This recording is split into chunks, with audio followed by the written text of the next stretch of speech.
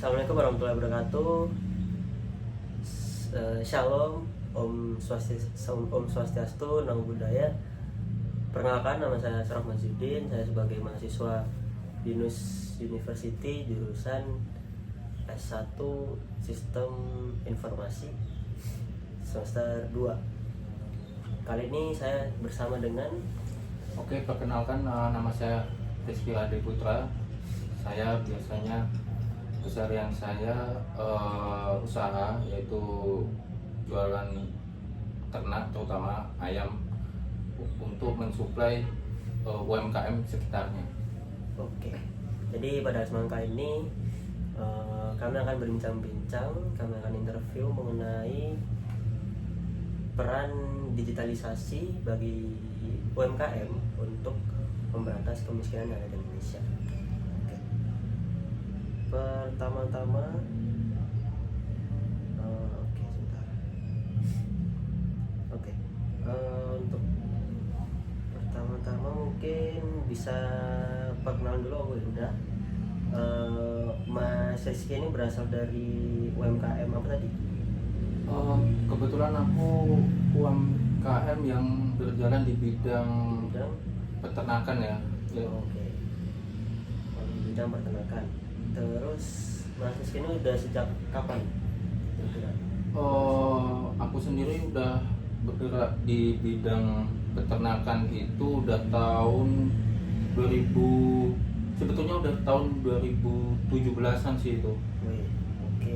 Udah lama, berarti udah 2025. Udah sekitar 8 tahun. 8 tahun. Oke. Dan itu boleh diceritain nggak Mas Rizky itu bagaimana awal mulanya? Oke, awal mulanya itu saya dan ayah saya itu ingin membangun usaha, sedang pas saat itu masih cari-cari sih udah usaha yang cocok itu apa, soalnya kan ayah saya kan dulu kan pensiunan ASN juga kan, tapi di bidang pertanian. Nah, pertanian itu nggak cuman yang pertanian kayak persawahan yang ngurusin sawah segala macam, tapi juga ternak segala macam kayak ayam, ikan dan sebagainya kayak gitu. Nah, pas di situ juga mulai kepikiran kayaknya mending usaha ternak juga, soalnya yang UMKM di sekitaran situ juga udah banyak yang terutama kulineran gitu. Jadi kalau misal saingan gitu juga banyak, mungkin bisa dibilang kayak saingannya berat ya, terutama soalnya di situ udah ada yang punya nama juga gitu. Itu sih paling. Oke. Ya sih. Berarti kalau saya tangkap tuh bapaknya Mas Rizky ini dulu pensiunan PNS di bidang pertanian, terus juga punya basic di bidang pertanian dan peternakan. Akhirnya terus kalau lihat di sekitarnya lingkungan Mas Rizky itu sudah ada beberapa UMKM yang udah punya nama gitu ya. Terus akhirnya Mas Rizky coba buka UMKM ayam biar mungkin persaingannya nggak terlalu ketat gitu. Iya, kurang lebih kayak gitu sih paling. Oke, terus selanjutnya kira-kira menurut Mas Rizky, peran digitalisasi seperti penggunaan media sosial atau marketplace atau mungkin aplikasi kasir itu bagaimana tuh dalam perkembangan UMKM untuk Mas Rizky? Oke, terutama ini cerita untuk bagianku ya, terutama di bagian kan jalan di peternakan. Dulu tuh tahun 2017 saya dan ayah saya itu biasanya itu nge-supply beberapa restoran di sekitar itu. Itu jadi restoran yang butuh ayam nanti kita storein gitu. Nah, singkat cerita di tahun 2019 itu kan Covid kan ya. Nah, jadi itu permintaan terutama untuk kuliner itu juga menurun ya? Drastis gitu.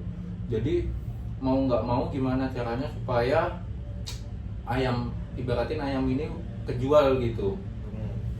Nah, itu mulai pakai Facebook gitu, jualan di situ kan, komunitasnya kan juga banyak juga kan di situ, apalagi pas itu kan PPKM segala macem gitu kan. Nah, jadi gunainnya itu Facebook, terus ayah saya itu juga udah mulai nge-YouTube gitu. Wih. Nah, dari YouTube itu ada juga permintaan dari luar Pulau Jawa juga. Nah, luar Pulau Jawa itu permintaan bukan cuman hal kayak penjualan ayam, tapi ayah saya itu juga apa bisa dibilang punya basic keterampilan untuk mengelola apa ya, pertanian ya. Nah, di pertanian itu terutama di sawah itu banyak hama tikus segala macem. Nah, ayah saya itu bikin apa ya, perangkap tikus. Nah, jadi kayak dibikin tutorial di YouTube. Singkat cerita ada yang ngeliat itu langsung ngekontak ayah saya. Jadi peran digitalisasi bagus sih gitu loh maksudnya. Iya, oke. Untuk Berarti persaingan. digital itu sangat bantu banget ya, apalagi dengan kondisi COVID yang PPKM dan lain sebagainya kan, Iya. yang membatasi interaksi secara langsung, tapi itu tidak menutup kemungkinan usahanya Mas Rizky dan ayahnya ini tetap berjalan gitu. Iya, iya, Terus kita gitu. tetap bisa jualan, terus dengan YouTube bisa akhirnya ada yang kontak gitu ya. Gitu. Oke. Nah, selanjutnya kira-kira tantangannya kira-kira apa aja ini setelah Mas Rizky mulai masuk ke sistem digital dalam menjalankan UMKM-nya? Tantangannya terutama digital itu di Facebook. Di Facebook itu nggak cuman kita doang yang jualan, jadi banyak komunitas yang jualannya juga sejenis dan harganya itu bisa dibilang macam-macam. Bahkan ada yang mungkin banting harga juga pas COVID ya itu. Jadi saingannya emang berat. Tapi gimana caranya supaya kita memenangkan apa ya, trustnya konsumen ya. Nah gitu, dengan mungkin menjaga kualitas apa ya, jualannya gitu, terus mungkin after salesnya dan segala macam gitu sih. Terus terutama untuk YouTube juga itu kan konten-konten sekarang kan banyak juga kan konten YouTube, saingannya juga. Nah, untuk menanjak itu tuh sulit gitu loh. Misalkan untuk ke 100 subscriber itu sulit gitu. Tapi kalau udah punya viewersnya kayak gitu tuh udah enak itu maksudnya itu kayak apa ya, udah ada penonton yang tetap gitu loh. Jadi kita itu juga penonton itu punya kepercayaan ke kitanya gitu. Oh, oke. Iya. Berarti kalau yang saya tangkap tuh dengan kita masuk ke digital nggak semuanya mudah, tapi tetap ada tantangannya, yaitu tadi Ya. saingannya banyak di sana, terus bahkan ada yang banting harga gitu. Iya gitu. Terus tantangannya untuk yang YouTube tadi, gimana caranya kita bisa tetap apa ya, membuat viewers tuh tetap nonton kita gitu, Ya, setia gitu. gitu ya. Akhirnya tetap bisa meningkatkan apa istilahnya, viewers atau subscriber gitu. Iya gitu. Oke. Selanjutnya kira-kira pendapatan atau jangkauan pasar itu meningkat nggak nih sejak menerapkan digitalisasi? Sejak menerapkan itu meningkat sih. Biasanya kan yang saya jelasin tadi kan awalnya kita nyuplai untuk yang ada misal di sekitaran, kan rumahku kan di Klaten kan itu. Nah di Klaten itu ada juga yang beli dari misal Sukoharjo di luar areanya itu. Terus yang untuk jangkauan di YouTube lebih besar lagi, terutama apalagi kan kita kan basisnya sekarang kan digital, fokusnya ke video kan. Nah itu ada yang dari luar Pulau Jawa juga yang mesen gitu, jadi jangkauannya besar sih untuk itu. Tapi kira-kira kalau misalkan dibandingkan antara penjualan offline, orang yang langsung datang ke tempat Mas Rizky jualan, sama yang digital, kira-kira banyak yang mana Mas? Banyak yang digital sih. Wow. Jadi digital kita bisa lebih aktif gitu loh, maksudnya ini misal kita ngepost tentang jualan ayam ini, biasanya tuh kadang ada yang tanya, masih ada nggak mas, masih ada nggak mas, masih ada nggak mas gitu. Terus yang tadi yang jualan lewat YouTube itu tadi yang apa ya, perangkap tikus ya, itu kontak juga kadang gitu, ini masih ada nggak pak, bisa dibuatin nggak sekian gitu. Gitu sih paling. Jadi demandnya banyak di digitalisasi Digital, yang Oke, oke, I see. Terus selanjutnya menurut Mas Rizky, apakah digitalisasi ini bisa menjadi solusi nggak untuk mengurangi pengangguran atau kemiskinan di lingkungan sekitar?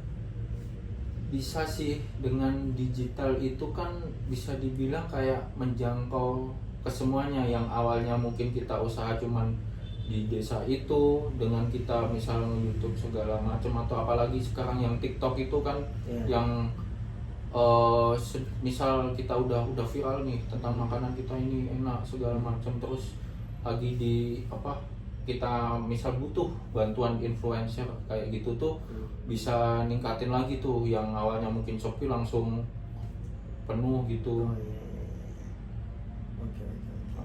I see. Oke, terus selanjutnya selama Rizky bergerak sebagai UMKM, ada nggak nih dukungan dari pemerintah, komunitas, atau pelatihan digital gitu ya yang pernah Mas Rizky ikuti? Oke.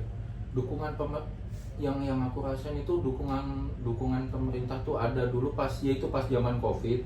Itu kan emang UMKM itu kan emang anjlok ya maksudnya. Nah, dari pemerintahan itu ada, aku lupa itu dana apa gitu, tapi kita harus ngedaftarin izin usaha kita di OSS. Nah, ketika izin OSS kita udah urusin ke misal ke kelurahan ya kalau nggak salah, lupa itu dapat apa ya, NIB ya, nomor induk berusaha. Nah, itu nanti kita ajuin lagi ke kecamatan untuk mendapatkan dana bantuan. Nah, itu nanti kalau udah diseleksi udah oke dengan data-data yang lengkap, foto usahanya apa aja gitu, modalnya berapa, nanti dapat bantuan gitu. Dulu sempet ada yang dapat 5 juta. Terus pas awal Covid ya itu, terus semakin akhiran itu semakin banyak yang mungkin bisa dibilang UMKM yang jatuh ya. Jadi itu apa ya, dananya itu dikecilin lagi. Dulu dapat 2,5 kalau nggak salah. Itu sih paling untuk UMKM. Untuk besar nominalnya itu tergantung apa ya, Mas? Tergantung itunya ya, skala usahanya sih gitu. Oke. Jadi dilihat dulu nanti foto-fotonya gimana. Mungkin ada juga yang di apa ya, petugasnya terjun langsung di situ, usahanya mana gitu. Mungkin nanti bisa netapin ya, mungkin biaya dana bantuannya gitu sih paling. Itu sih. Kalau untuk Mas sendiri dulu dapat berapa tuh? 2,5 ya? 2,5 gitu. Soalnya kan dulu tuh masuk ke batch berapa ya? Batch 2 atau batch 3 gitu, lupa. Oh, yang batch awal tuh lebih gede ya? Lebih gede ya. Oh, iya. Itu sih. Oke. Terus selanjutnya kira-kira dari Mas Rizky apa nih harapan ke depan terhadap peran teknologi atau digitalisasi untuk membantu UMKM di Indonesia?